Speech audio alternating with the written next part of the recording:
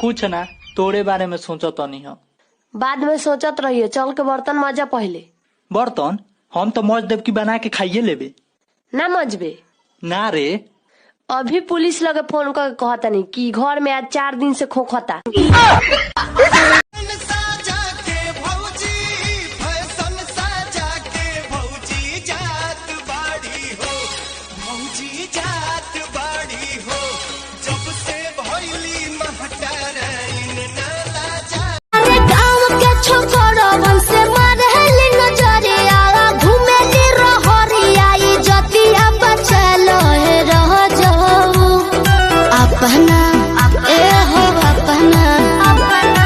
अपना है छोटा की बहिनिया के असो बियाहवा करा दे बोलो। अपना है छोटा की लाली कान के बाली तोहरे लाबा, ई पाँव के पायल आँख के काजल तोहरे लाबा।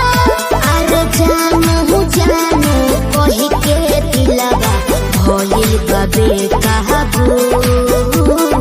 नीली नीली अखियाँ से कोई दिलू जादू, लागता कि साचो मर जाई। नीली नीली अखियाँ से कोई दिलू जादू।